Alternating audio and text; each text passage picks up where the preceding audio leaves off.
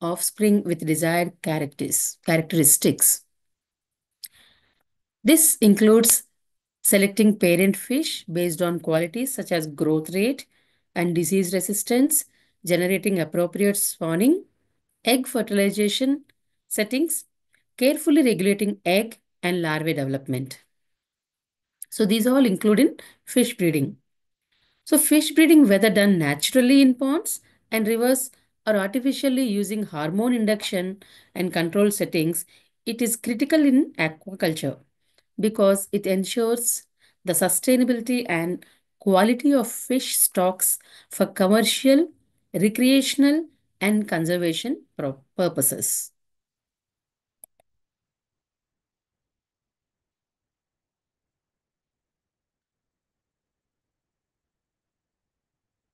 Now, fish breeding is the controlled process of encouraging fish to reproduce under ideal conditions in order to generate offspring with desired characteristics. So, this includes selecting parent fish based on qualities such as growth rate and disease resistance, generating appropriate spawning, fertilization settings, carefully regulating egg and larvae development. Fish breeding done whether naturally in ponds and rivers or artificially using hormone induction and control settings. It is critical in aquaculture because it ensures the sustainability and quality of fish stocks for commercial, recreational, and conservation purposes. Now, what are the conditions that affect fish breeding? Seasonal changes, water conditions, the amount of daylight, and the availability of specific food resources. So, all these conditions affect the fish breeding. So, the amount of daylight is generally less important in tropical species because hours of sunlight in tropical regions near the equator stay fairly constant year around. Temperate water and cold water fish, such as goldfish and koi, may be more affected by shorter and longer days of the seasons, further north or south. Certain conditions often trigger a particular species to breed. For instance, during the wet season in the tropics, rains may wash extra nutrients into the swollen rivers, leading to a greater abundance of available food and plants, which can be ideal breeding conditions for fish.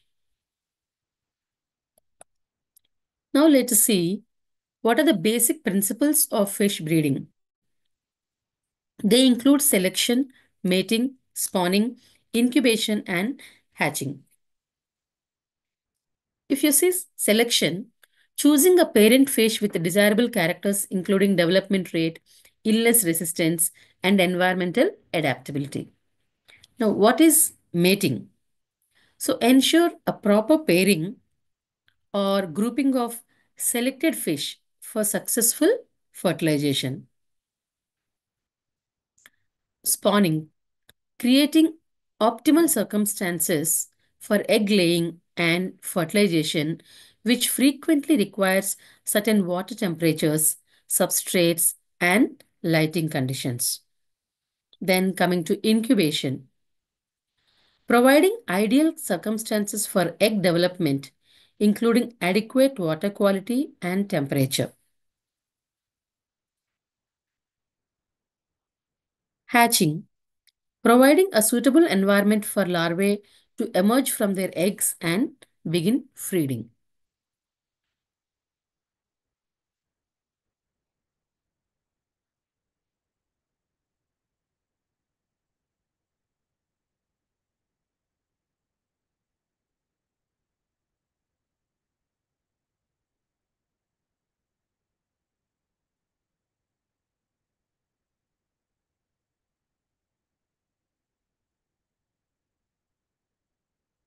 Next, coming to the common carp, that is Cyprinus carpio. So, how breeding is done in this? It is also known as European carp or Eurasian carp. It is a widespread freshwater fish of eutrophic waters in lakes and large rivers in Europe and Asia. Now, how the breeding of common carp is done? The breeding of common carp requires a complete understanding of their environmental and physiological requirements.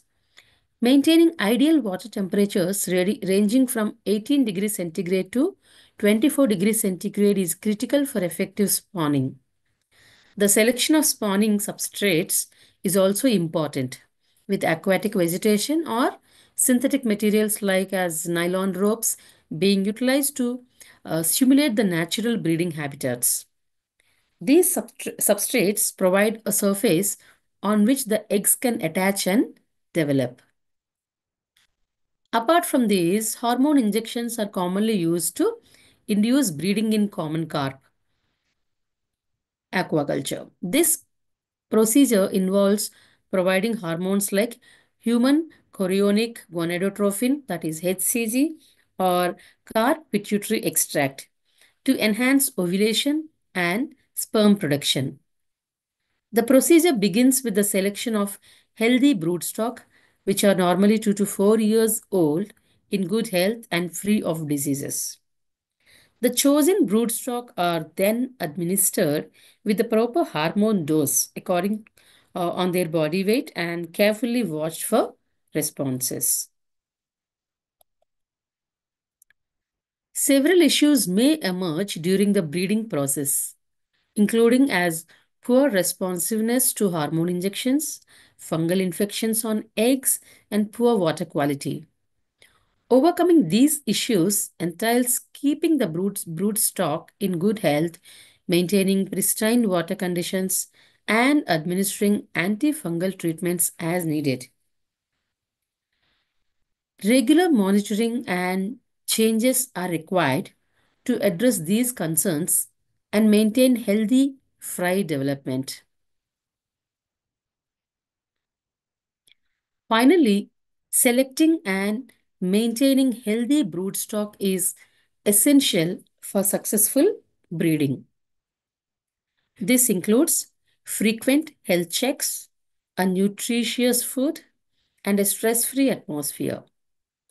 Proper broodstock management not only improves reproductive performance but also helps to ensure the overall success of common carp breeding programs. Next, let us see how the breeding is done in Chinese carp. So, Chinese carp refers to several species of fish that are native to Eastern Asia, particularly China and Russia. The four major Chinese carps include black carp, grass carp, silver carp, bighead carp.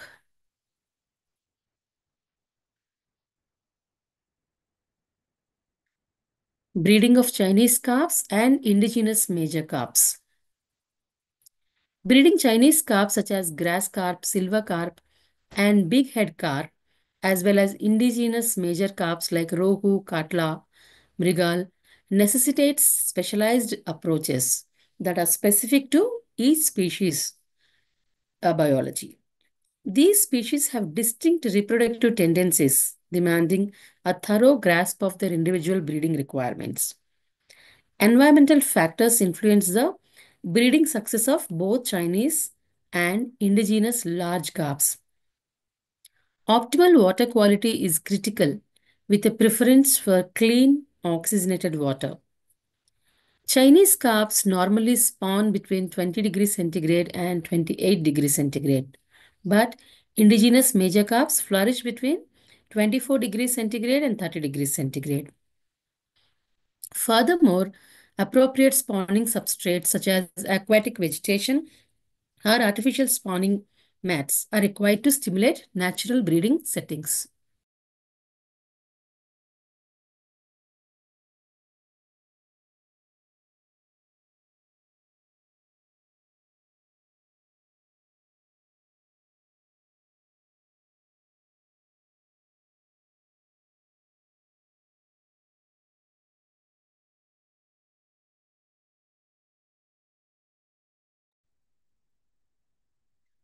Next, coming to induced breeding. It is a frequent method used to increase spawning in these carps. Hormone injections such as human chorionic gonadotrophic or pituitary gland extract are used to stimulate ovulation and spermiation. The time and dosage of hormone delivery are crucial and should be tailored to these species and also environmental conditions. Once the fish are ready to spawn, they are moved to breeding tanks with ideal circumstances. Egg collection and hatching are critical processes after successful spawning. Chinese carp eggs are generally sticky and must be carefully removed from the spawning substrate. In contrast, eggs from indigenous major carps are semi-buoyant and can be caught with fine mesh nets.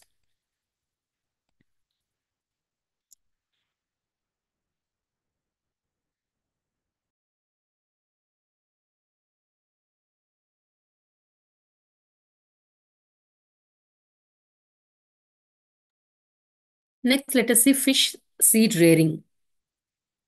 Fish seed rearing is an important step in the fish breeding process because it affects the survival and growth rates of fish larvae and fry. Maintaining high water quality is essential for growing fish larvae, which requires continuous monitoring of parameters such as temperature, pH, dissolved oxygen, and ammonia levels. Ensuring water quality is critical as inadequate circumstances can result in high mortality rates and stunting growth. Now, feeding regimens are also important for the effective growth of fish seed. It is critical to offer a balanced diet that meets the nutritional needs of the larvae and fry. This usually consists of a mix of live feeds such as rotifers and artemia and formulated meals that provide the necessary proteins, lipids, vitamins, and minerals.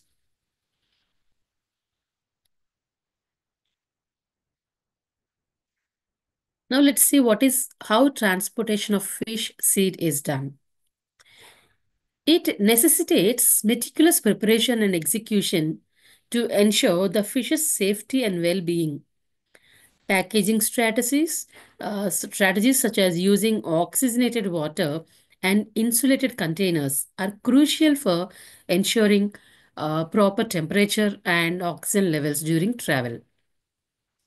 Temperature regulation is critical since changes can create stress and increase susceptibility to disease. To reduce stress during transit, handle the fish carefully and limit the time spent out of the water. To avoid shock, adapt the fish to new water conditions gradually when they arrive. Maintaining consistent climatic conditions and avoiding physical damage are among the challenges of transporting fish seeds. Strategies for mitigating these concerns include using specialized transport trucks, constantly monitoring environmental factors, and using complete staff to handle the fish.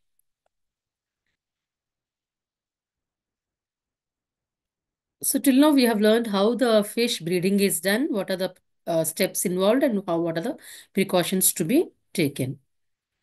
Now let us see what is monohybrid cross in fish. A monohybrid cross is the hybrid of two individuals with homozygous genotypes, which result in the opposite phenotype for a certain genetic trait.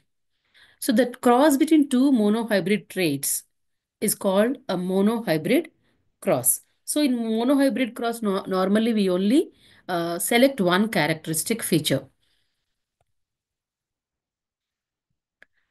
How to carry out a monohybrid cross?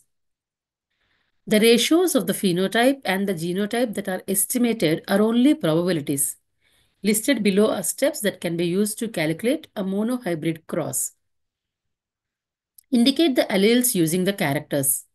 Recessive alleles can be indicated by lowercase letters, while dominant alleles can be indicated by uppercase letters. Note down both the phenotype and the genotype of the parents or the parental generation that are being crossed. Jot down the genotype of the gametes from the parental generation. As a result of meiotic division, the gametes will be haploid. Then tabulate a Punnett square to chalk out the probable combinations of the gametes.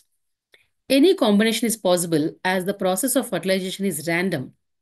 The phenotype and the genotype ratios of the prospective offspring can be written. The outcome hence obtained is known as the F1 generation. The F2, F3, etc. generations form the subsequent generations. Now, if you look at the picture, this is called as the Punnett square diagram. Suppose you select any fish. We have to select only one characteristic feature that can be height. Or maybe you can take capital T, that is the dominant character we denote with capital T, and recessive character we denote with small t. So capital T denotes tall, small t denotes short. So capital T is dominant, small t is recessive. So when we are taken two fish in which both are both are the same fish, the dominant gene is the tall one. So when we do a cross between these two fish, what are the probabilities? You can see this fish, since both are capital T's, that is, both the gametes from both the fish are having selected capital T. So obviously this fish will be tall. This fish, capital T small t, and this one capital T small t. Since capital T is present in both these, obviously phenotypically means that when you see the fish, it will be tall. So one is completely tall, pure tall. So because both are capital T, capital C, we can call it as pure tall. Now these two are, though small t is there, because of the presence of capital T, which is a dominant trait for the tallness, these two fish are also tall. And if you see the last one, both are small t. So the alleles of shortness, both are small t's. So this fish is short. So pure tall is 25%. These two, 50%. Even these are also tall. So phenotypically, these three look tall. Only one looks short. But genotype, if you see the genotype, this is only 25%. Pure tallness is 25%. And these two are 50%. And this one is 25%. So we can say the genotypic ratio of a monohybrid cross. So monohybrid, as you discussed, monohybrid means single characteristic. Here we are taking the size, the tallness. So it is, we can understand that it is 1 is to 2 is to 1. So this is the genotypic ratio. Phenotypic ratio. Phenotypic means what we are able to see. Outward look is 3 are tall, 1 is short.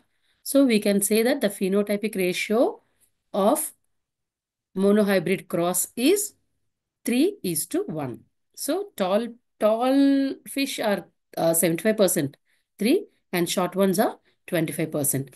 So this is how we draw the Punnett square diagram for any characteristic feature given in monohybrid cross. So this is the, because two different genes are there, we call it as heterozygotes. Homo means if both are capital T, what will happen?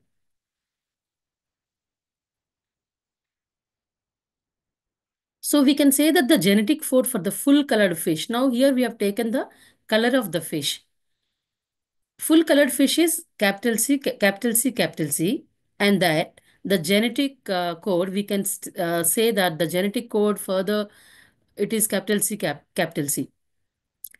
Genetic code for the albino fish, that is small c, that is which is not having color. Since genes exist in pairs, we get the codes capital C, and small c.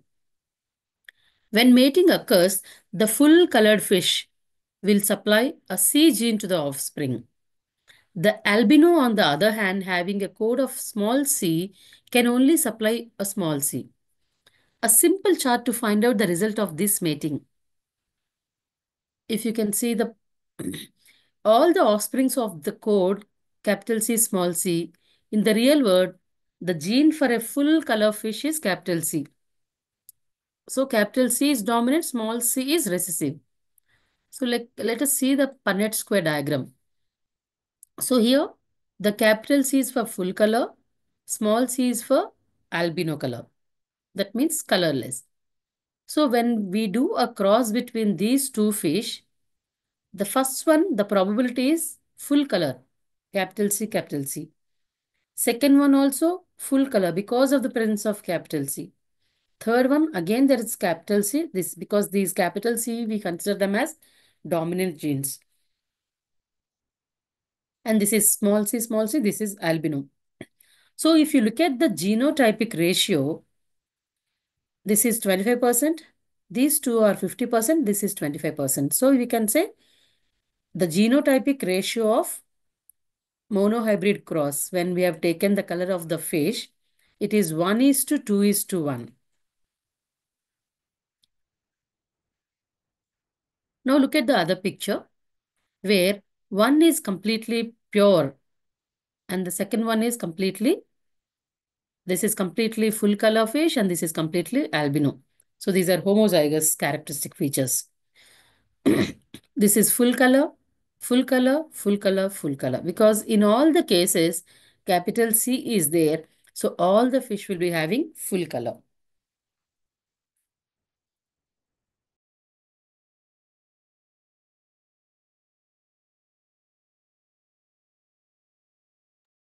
The same way we can also draw a Punnett square diagram for hybrid cross. Dihybrid cross means here we are taking two characteristic features into consideration. Monohybrid means any one character, that can be the color of the body or the fin color or the tallness, anything, any one character. In this, dihybrid means we are considering two characteristic features. See, these are the fish with two characteristic features, solid body and the color is red. Another one is Cambodian body and the color is yellow. So if we jot down the Punnett square diagram, you see, so this is solid body red color, solid body red color, solid body red color, 4. Then solid body red color, solid body yellow color. This is solid body red color, solid body yellow color, solid body red. This is also solid body red. This is Cambodian red. This is Cambodian red. This is solid body red. This is solid body yellow, Cambodian red, Cambodian yellow. If we count these, we'll get the ratio. Let us count 1. Because see, this is capital C, capital N, capital R. Even in this capital C, capital N, capital R, these 4 are having capital C, capital N, and capital R. This is the fifth one, capital C, capital N, capital R, fifth one. Then not this, then this is sixth one. Then seventh one, eighth one, and here these two are small c's, so we can't count. And this is ninth one. Capital T, capital C, capital N, capital R.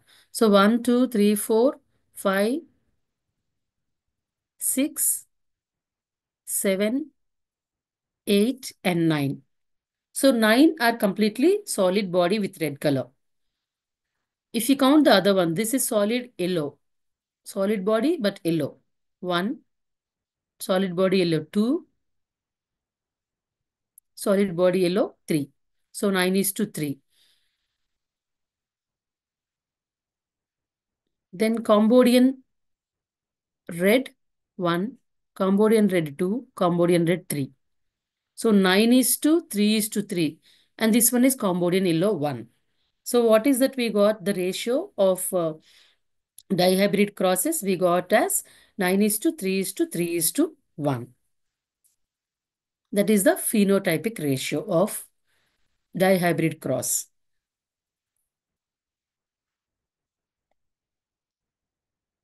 This is one more. So this is called F1 generation. F1 generation means first filial generation. Next, let us see fish Cytogenetics. What is fish cytogenetics?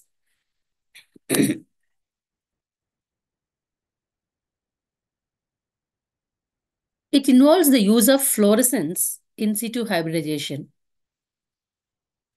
a molecular cytogenetic technique that allows for the localization of specific DNA sequences or entire chromosomes within fish cells. Fish is utilized by cytogeneticists to identify chromosomal abnormalities such as deletions and duplications, which can lead to various diseases. This technique is also employed in genetic testing to diagnose diseases caused by chromosomal differences and to detect gene changes that can be targeted for cancer treatment. Overall, fish plays a crucial role in understanding the genetic makeup and health of the fish species. So, fish means here fluorescence in situ hybridization.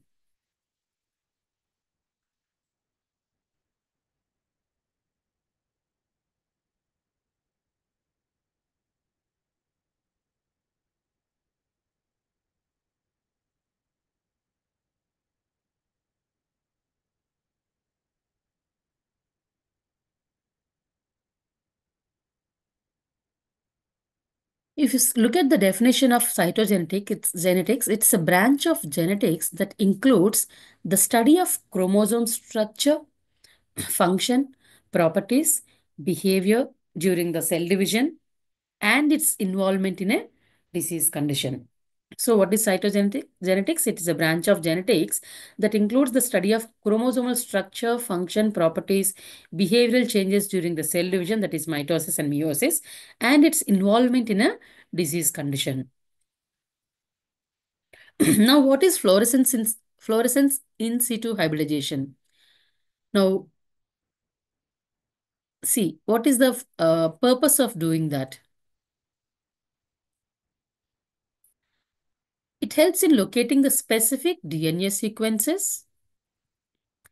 It helps in the diagnosis of genetic diseases.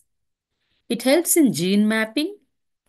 It helps in genetic aberrations contributing to various types of cancers. Under this, we are going to study about chromosome set manipulation. It includes techniques of inactivation, sperm chromosome inactivation with radiation or chemicals, and suppression of cell divisions with heat shock, cold shock, or pressure. They can be rapidly applied to fish to produce gynogenetic and polyploid individuals. Gynogenetic individuals have all their chromosomes from the female parent and should all be females in species with XX females. Polyploids, they include triploids that are expected to be sterile, and tetraploids that have the potential of being fertile and producing sterile triploids when crossed to normal diploids. Partially inbred gynogenetic diploids and triploids may be produced by treatments causing retention of the second polar body of the egg. Completely homozygous gynogenetic diploids and tetraploids may be produced by treatments blocking the first mitotic division.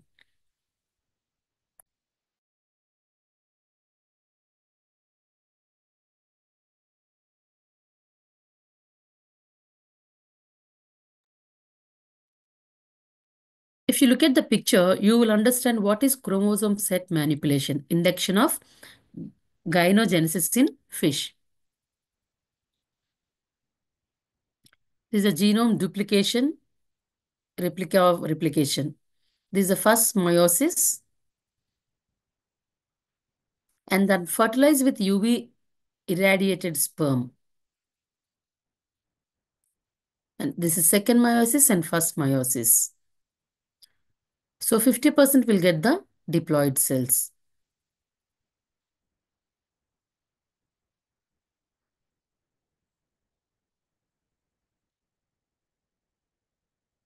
Now, what is polyploidy? So, it's a condition in which the cells of an organism have more than two paired sets of chromosomes which are homologous. So, most species whose cells have nuclei, that is eukaryotes, they are diploid, meaning they have two complete sets of chromosomes, one from each of two parents. Each set contains the same number of chromosomes, and the chromosomes are joined in pairs of homologous chromosomes. However, some organisms are polyploid.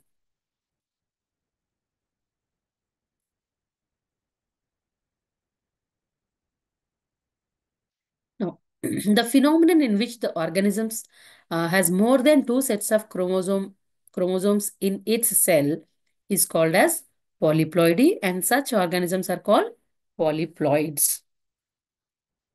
So they can either be triploid, that means organisms with three sets of chromosomes, that means 2n plus 1, that is one diploid and one haploid. Then they can be tetraploid, organisms with four sets of chromosomes, that is 2n plus 2n. Then pentaploid, organisms with five sets of chromosomes, 2n plus 2n plus n. Then hexaploid. Hexaploid can be organisms with six sets of chromosomes, that can be 2n plus 2n plus 2n.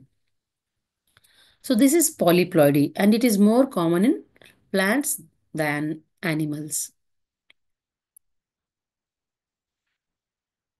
Among mammals, a high frequency of polyploid cells is found in organs such as the brain, liver, heart, and bone marrow. It also occurs in the somatic cells of other animals such as goldfish, salmon, and salamanders. See, these are the haploid chromosomes. These are a set. Diploid chromosomes, 2n, that is 2n. And this is triploid chromosomes, three are there. Three chromosomes are there. Then this is tetraploid, that is 4n chromosomes.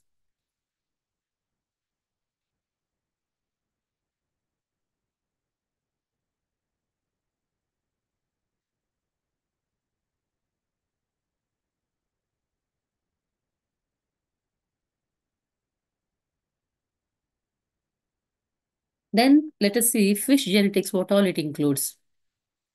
So several approaches to genetic improvement feasible with fish. So there are four types. One is hybridization, that is crossbreeding. Then selective breeding, only approach where gains are cumulative and permanent. Then chromosome manipulation, then transgenesis. Let us see one by one. Now, what is fish hybridization? So, fish hybridization refers to the breeding between different species or genera of fish, which commonly occurs in nature due to external fertilization. It is more prevalent in freshwater fish than in marine species. The primary purposes of hybridization is to combine useful traits by crossing fish with different phenotypes and genotypes, allowing for the enhancement of certain characteristics. Now, this can be done in fish technique, systematic representation of fish technique, that in situ hybridization. A DNA probe is tagged with a fluorescence marker. The probe and target DNA are denatured, and the probe is allowed to hybridize with the target. The fluorescent tag is then detected with a fluorescent microscope.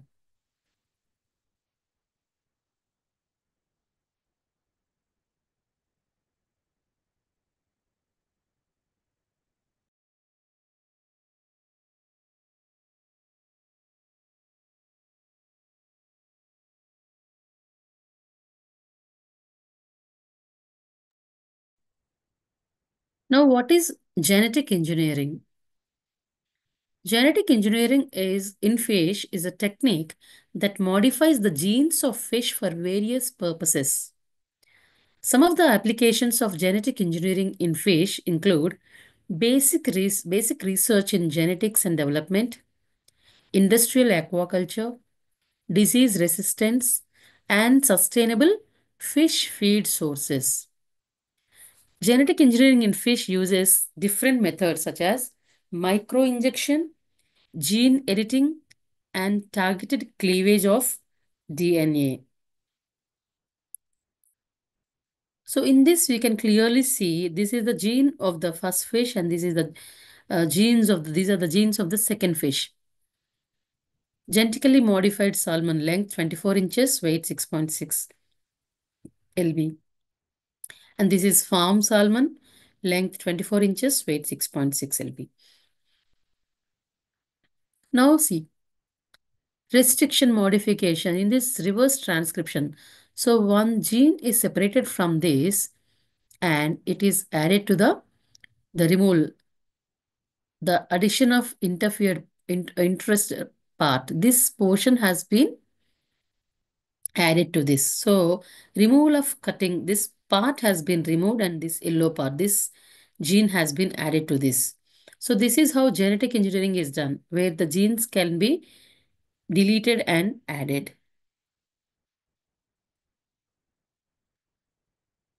Now, genetically engineered fish contain copies of novel genetic constructs introduced into their chromosomal DNA by modern genetic techniques.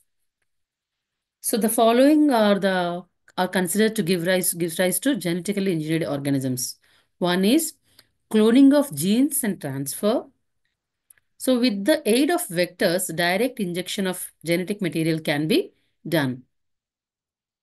The next one is fusion of two or more cells. So using this technique that do not occur naturally. So on the other hand, induction of polyploidy and cell fusion between species that may hybridize naturally but are not considered to give rise to genetically engineered organisms. Now, how does this genetic engineering process done? By using micro injection. So, direct micro injection of cloned DNA into fish eggs is by far the commonest method for introducing genes into the germ line of fishes. Using this method, transgenic individuals have been generated in several fish species, including rainbow trout.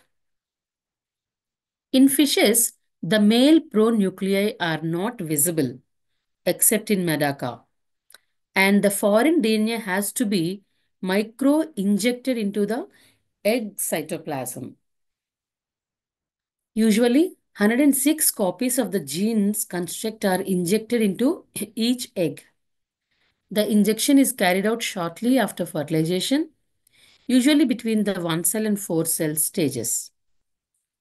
The eggs of many fish species have a tough outer membrane that is called as chorion, which makes micro injection with a glass needle little bit difficult. So in order to tackle this problem, what we are supposed to do, an opening in the chorion has been made by microsurgery before the glass needle is inserted, or the glass needle has been inserted through the micropyle, which is the opening through which the sperm enters the egg during the fertilization. Other methods include removing the chorion using a forceps or digestion by trypsin or performing the micro injection before the fertilization, and subsequent water hardening of the chorion can take place.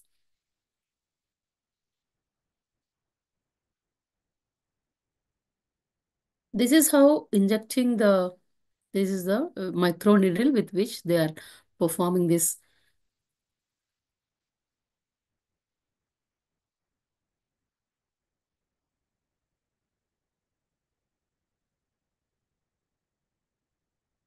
So most genetically modified fish are used in basic research in genetics and development. two species of fish, zebrafish and medaka. These are the most commonly modified because they have optically clear chorions, that is the outer layer shells. They develop rapidly. The one cell embryo is easy to see and micro-inject with transgenic DNA. Zebrafish have the capability of regenerating their organ tissues. They are also used in drug discovery. These genetically modified zebrafish are being explored for benefits of unlocking human organ tissue diseases also and failure histories. For instance, zebrafish are used to understand heart tissue repair and regeneration in efforts to study and discover cures for cardiovascular diseases. So this zebrafish, just now we learned that these are very easy to do this genetic engineering technique because they look transparent.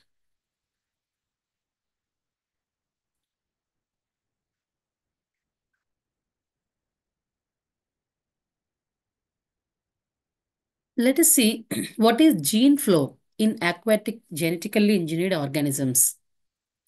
So a number of foreign genes have been transferred to fishes.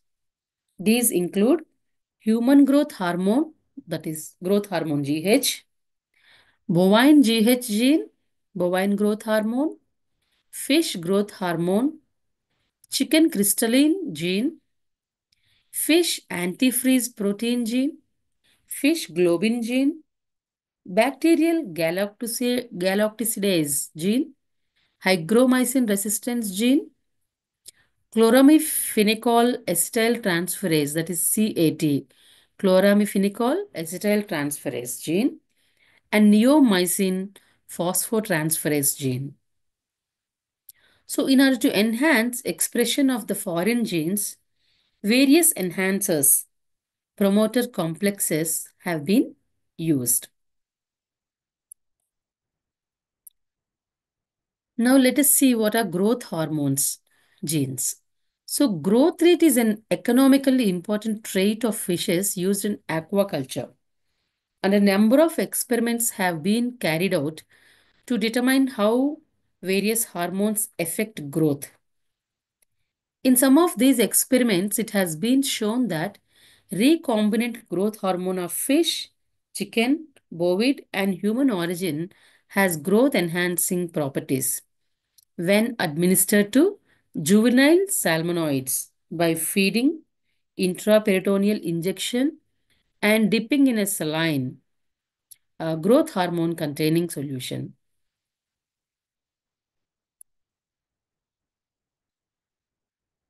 Now, tolerance to cold water is another trait which has economic interest in aquaculture because the success of the marine phase of salmonoid aquaculture is in many areas restricted by cold winter temperatures, like in northeastern USA and Canada and northeastern Norway. Especially problematic is the winter survival in net pens in the supercooled seawater, which occurs in these areas. During winter time, seawater temperatures in the Arctic may go down to minus 1.4 to minus 1.9 degrees centigrade. Atlantic salmon and numerous marine fishes cannot tolerate the cold water and freeze to death at temperatures lower than minus 0.7 degrees centigrade.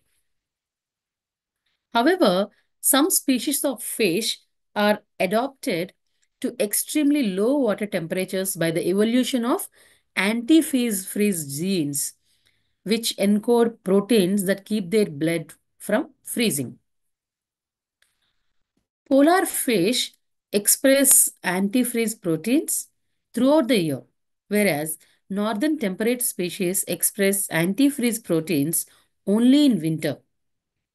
The available data suggests that the annual cycle of antifreeze proteins production is endogenous, with photoperiod acting via the pituitary gland to regulate the time of onset of this AFP production, antifreeze protein production.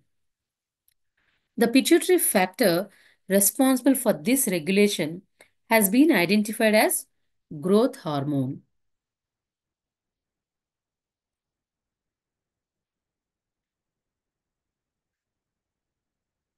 Next is the genetic significance of chromosomes. The chromosomes are considered as the organs of heredity because of the following reasons. They form the only link between two generations. A diploid chromosome set consists of two morphologically similar, except the X and Y sex chromosome sets. One is derived from the mother and the other is from the father at fertilization. The genetic material, DNA or RNA, is localized in the chromosome and its contents are relatively constant from one generation to the other. The chromosomes maintain and replicate the genetic informations contained in their DNA molecule, and this information is transcribed at the right time in proper sequence into the specific types of RNA molecules, which directs the synthesis of different types of proteins to form a body form like the parents.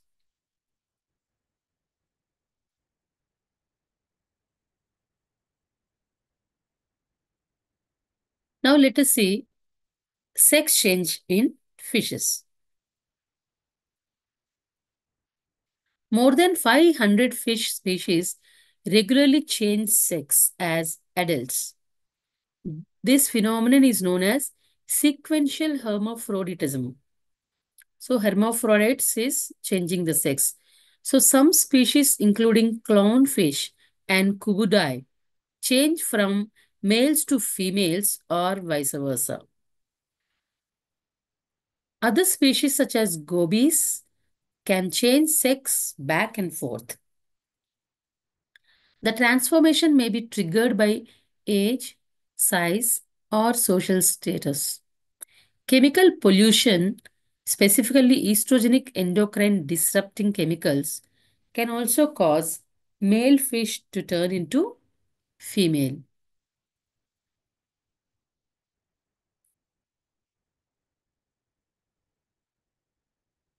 Now, these are some of the fish, 9 fish that change gender. You can see one is clownfish, Asian sheephead, then mangrove, salmon, black sea bass, broadbird, goby, damselfish, ribbon eel, black porgy. If you look at the clownfish, they are sequential hermaphrodites, meaning they first develop into males and then into females once they mature. So clownfish also follow a dominance hierarchy in which a powerful, aggressive female is at the top. If she dies, the largest male clownfish changes into a female and then becomes the next alpha. Let us see again. So clownfish are sequential hermaphrodites, meaning they first develop into males and then they change into females once they mature. So they follow a dominance hierarchy in which a powerful aggressive female is at the top. If she dies, the largest male clownfish changes into a female and becomes the next alpha. Next one, Asian sheep's head race. This fish is referred to as kubudai in Japan, and it is one of the largest species of race. They are native to the Western Pacific Ocean and live in rocky reef habitats. The kubudai changes from female to male, like the clownfish changes from male to female. This changes from female to male once it reaches a particular size and age.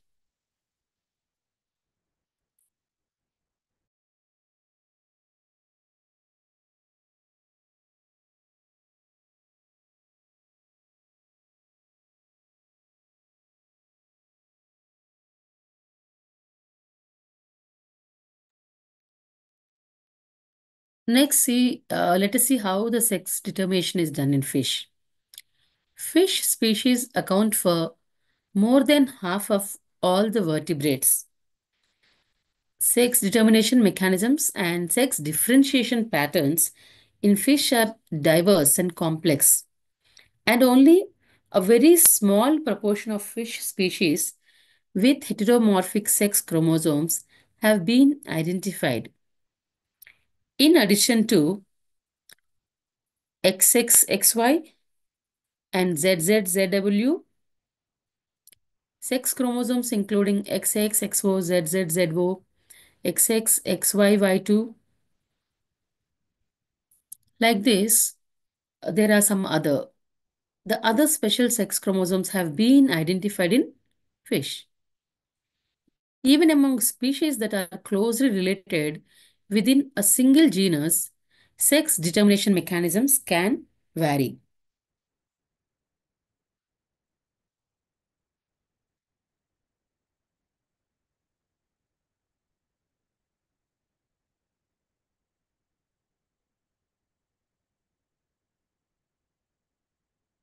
At present, there are two main strategies for isolating sex determining genes by high throughput sequencing technology. One is to compare sex specific transcripts at the stage of gonadal differentiation with transcriptome sequencing based on the characteristics of the expression of sex determining genes at the beginning of sex differentiation, and then identify their sexual specificity in the genome.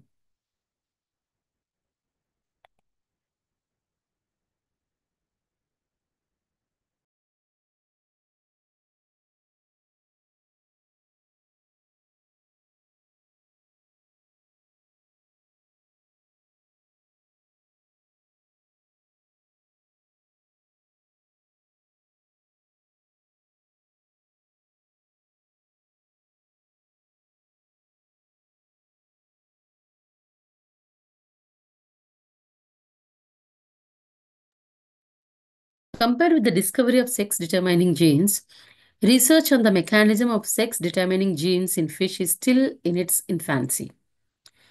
The sex of fish can be genetically determined or environmentally determined. Environmental factors that have been shown to affect fish sex determination include hormones, population density, pH, and low oxygen, with temperature being the most common factor. For example, it has been recently reported that sex determination of the yellow catfish is genetically determined at room temperature, that is from 26 to 28 degrees, 28.5 degrees centigrade. After aromatase inhibitors were used to induce pseudomales, the artificially induced sex reversal caused the sex determination of yellow catfish to change from being genetic to temperature dependent. Environmental sex determination is essentially the result of environmental factors and genetic factors. Therefore, the current research on the mechanism of fish sex determining genes focuses mainly on the analysis of genetic sex determination mechanisms.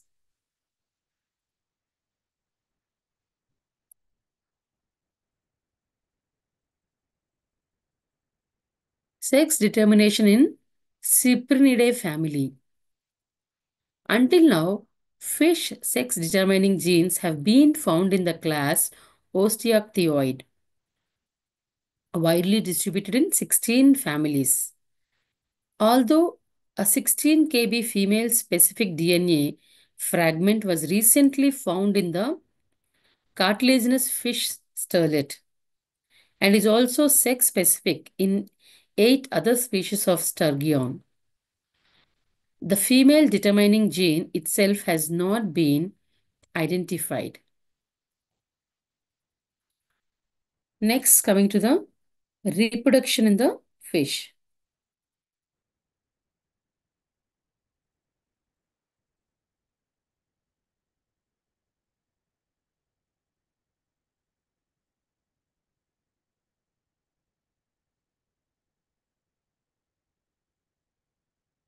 So it has the five stages in any life history of any fish.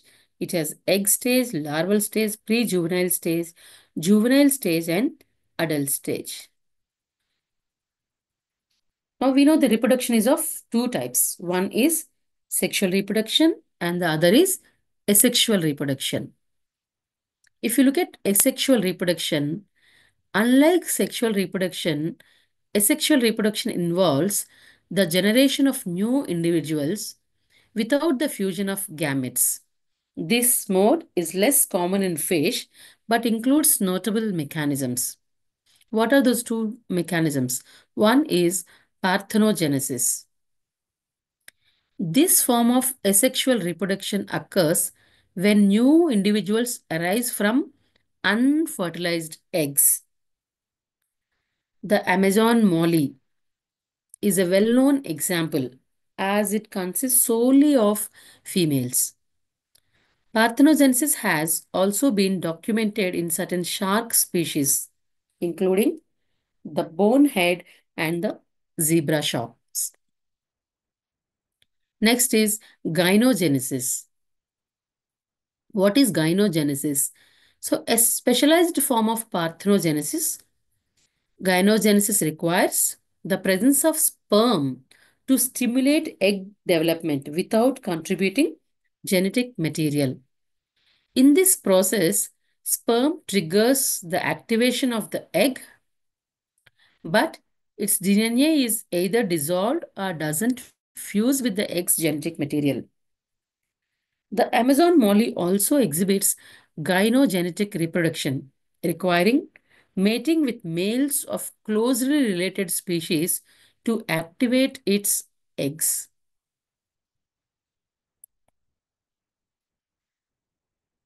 Now, what is androgenesis? Androgenesis is a method for producing fish in which all the nuclear genetic material, genetic information originates from the male parent, that is from the sperm, while the mitochondrial DNA is still maternally derived.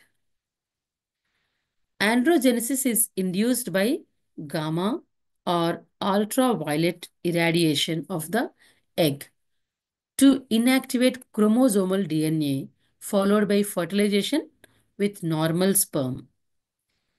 This results in a haploid zygote containing a single chromosome set. The normal diploid stage is restored by applying pressure or temperature shock at the first cleavage division so as to duplicate the haploid set and restore the diploid condition. So this procedure has been accomplished in only a few laboratories to date. Example in rainbow trout.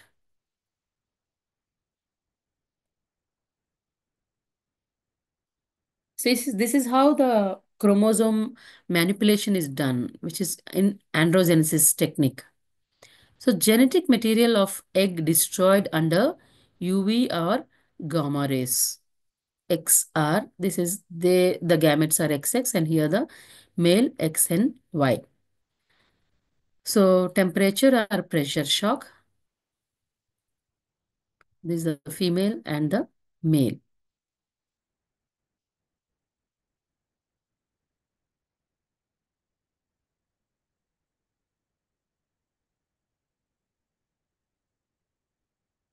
Next, let us see what is bisexuality and hermaphroditism. Fish exhibit two primary sexual configurations. One is bisexuality.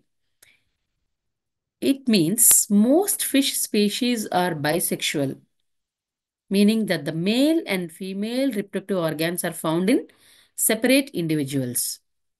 This differentiation is consistent throughout their life cycle. So the sexes are different. Male fish and females fish are separate. Now, what is hermaphroditism? Some fish are hermaphrodites, possessing both male and female reproductive organs. Over 100 fish species display this characteristic feature. allowing for flexibility in reproduction. Notably, certain species undergo sex reversal, such as protandrous hermaphrodites like Latis calcifer, where males may change into females after spawning. Factors leading to hermaphroditism include environmental pressures and difficulties in mate acquisition.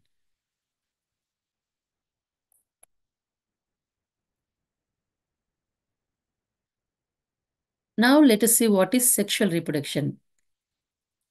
This process involves the combination of genetic material from two individuals of different sexes.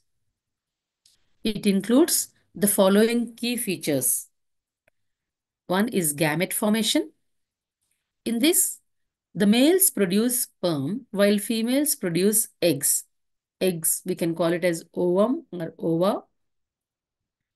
In most species, females generate a large quantity of eggs, which are fertilized by sperm from males. Next is fertilization process. Fertilization can be either internal or external, depending on the species. In external fertilization, the female lays eggs and the male releases sperm in close proximity, allowing for gamete fusion in the water itself. In contrast, internal fertilization occurs within the female's body. Zygote development. After fertilization, the genetic material from both parents combine to form a zygote, which subsequently develops into a new individual.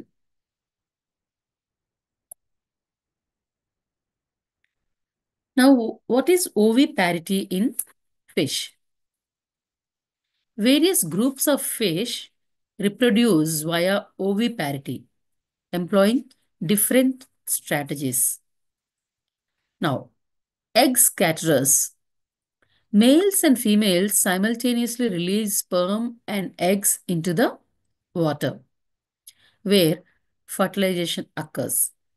The fertilized eggs drift in the plankton and no parental care is provided. This strategy allows for the production of large quantities of eggs, but individual survival rates are low due to vulnerability in the larval stage. Then egg depositors. These fish lay eggs on flat surfaces or within plant materials. Parental care is often provided with parents guarding the eggs and newly hatched fry.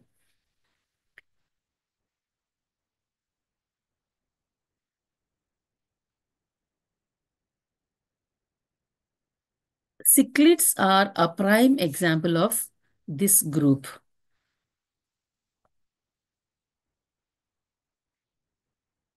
This picture represents the external fertilization in the fish.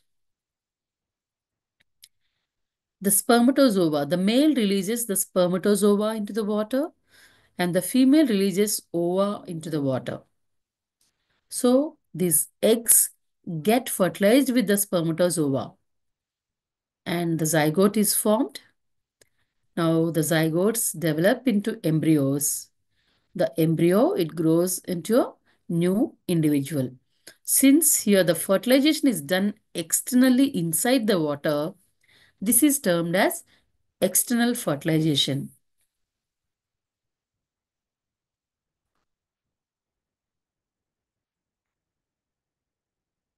Now, what are viviparous fish?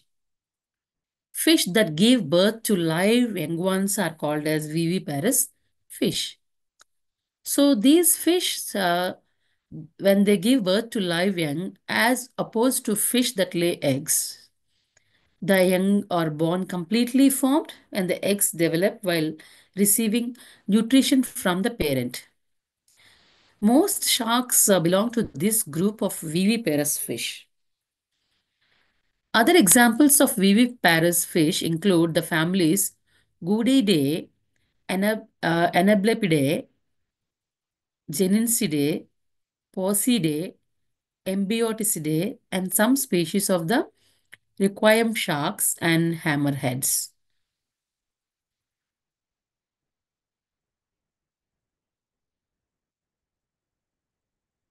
So, among fish, viviparity showcases a diverse range of maternal fetal relationships.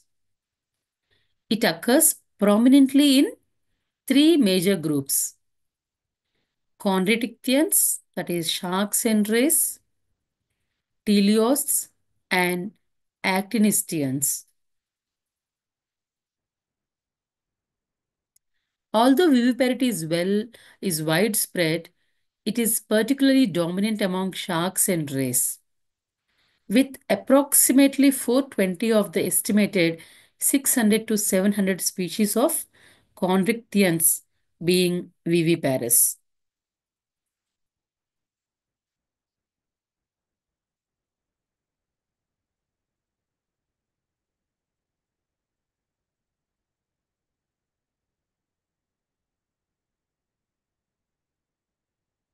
Now, role of environmental factors on gonadotropism.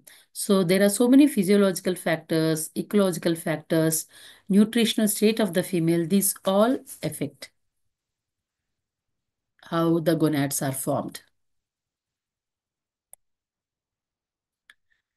Next, coming to what is cryopreservation? It is necessary to introduce biotechnological tools in fish breeding program to ensure continuous seed production. Cryopreservation may be a possible answer to produce quality seeds and genetically improved varieties. FAO has endorsed cryopreservation as a major strategy for conservation of fish resources.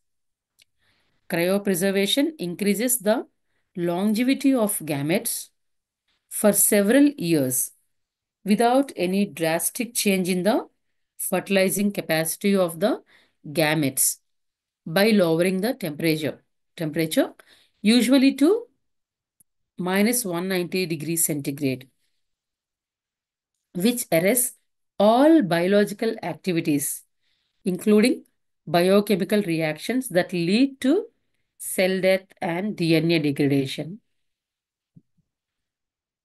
In fishes, Blackster is believed to be the first successful scientist who did the cryopreservation of herring spermatozoa and proceeded up to artificial fertilization with the cryopreserved spermatozoa. It has been reported that so far, mild from over 200 species of freshwater and marine fish have been cryopreserved. That means storing at very cold temperature. So cryopreservation is used in aquaculture to propagate economically significant species, safeguard endangered species, and maintain genetic variety. This process involves collecting ripe gametes from breeding stock and preparing them in a solution that resembles their normal internal environment. Various compounds are then added to the solution to reduce the deleterious effects of freezing and thawing. Possible applications of cell technology to fish aquaculture. Selected fast growing fish, then the cells are isolated and they can be used for production of the clones.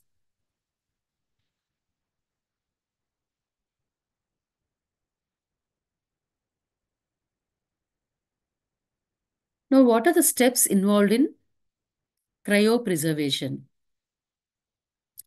Selection of the excipient, pre-freezing treatment, cryoprotection, freezing, storage, thawing, post-treatment or reculture, then determination of survival viability.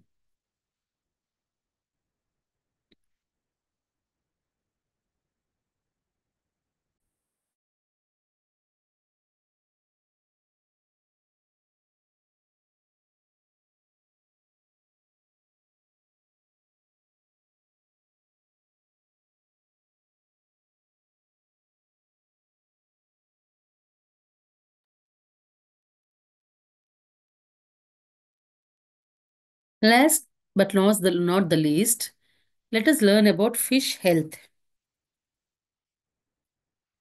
So, how to manage the diseases in fish?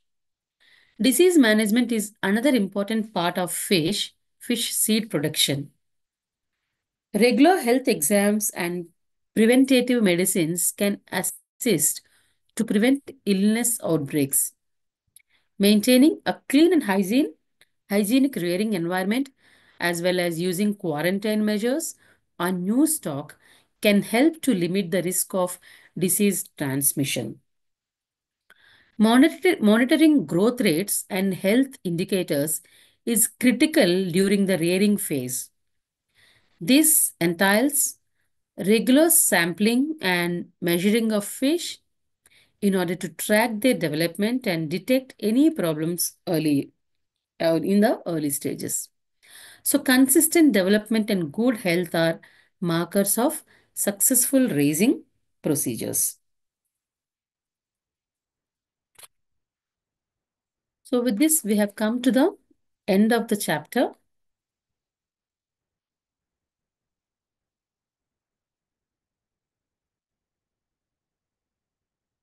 Let us just discuss the summary of this.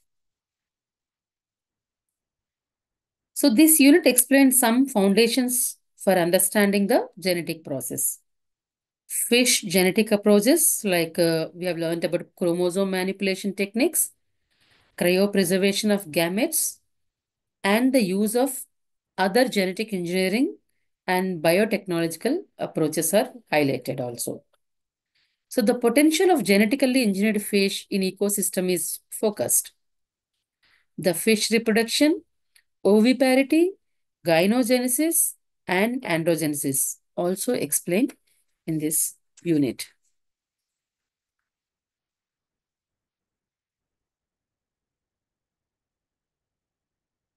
Now,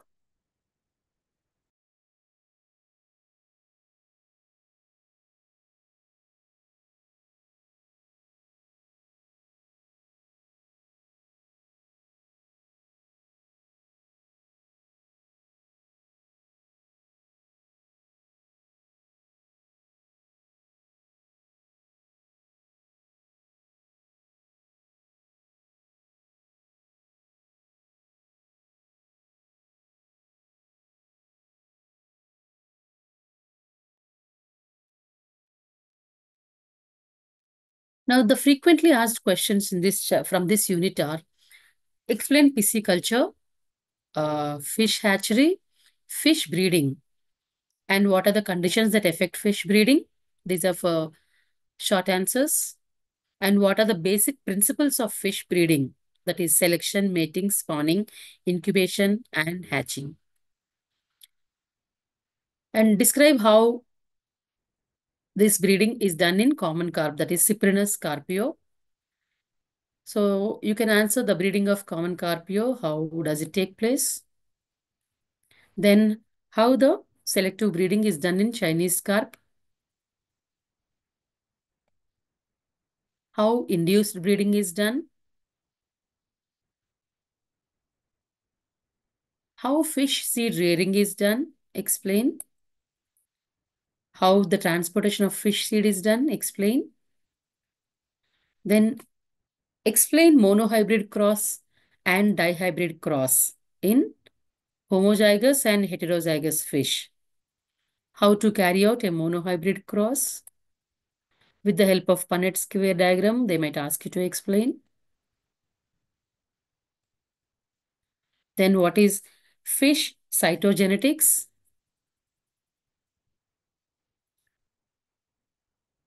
What are the uses of fish cytogenetics? You can explain what is the importance locating the specific DNA, diagnosis of genetic diseases, gene mapping, genetic aberrations contributing various types of cancers. All this we can explain. Then what is chromosome set manipulation? Explain polyploidy, the types of polyploids, that is triploid, tetraploid, pentaploid, hexaploid, like this. Then coming to explain what is fish hybridization, how is it done? What is genetic engineering? Explain in brief.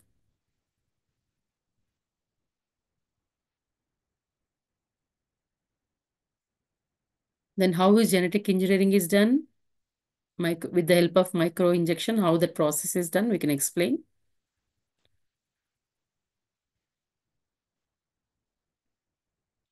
Then what are GEOs? Gene flow in aquatic genetically engineered organisms. How this is done? By inducing growth hormones.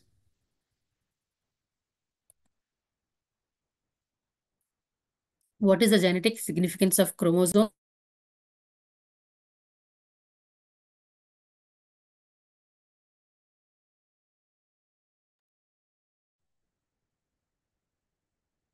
How the sex change happens in fish? What type of fish undergoes sex changes? How sex change is done in clownfish? Asian sheep's herd. Now, how sex determination is done in fish?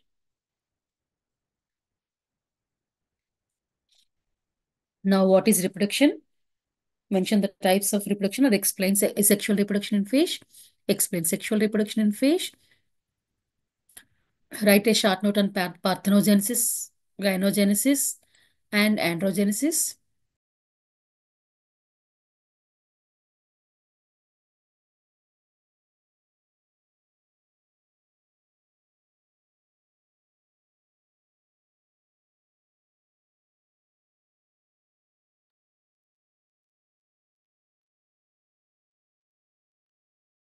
What is bisexuality? Write a short note on hermaphroditism. Now explain sexual reproduction in fish. What is oviparous fish or oviparity in fish? Explain. Write a short note on external fertilization. What are vivifish? Viviparous fish. How viviparity in fish is, how can it be explained? Now, role of environmental factors in the formation of gonads.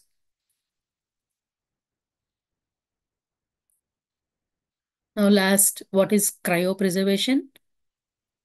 What are the consequences? What are the uses of cryopreservation? We can explain.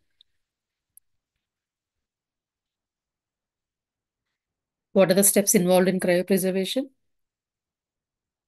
Now, at last, how disease management is done in fish. That is, write a short note on fish health. So, hope you'll have understood, students. Thank you.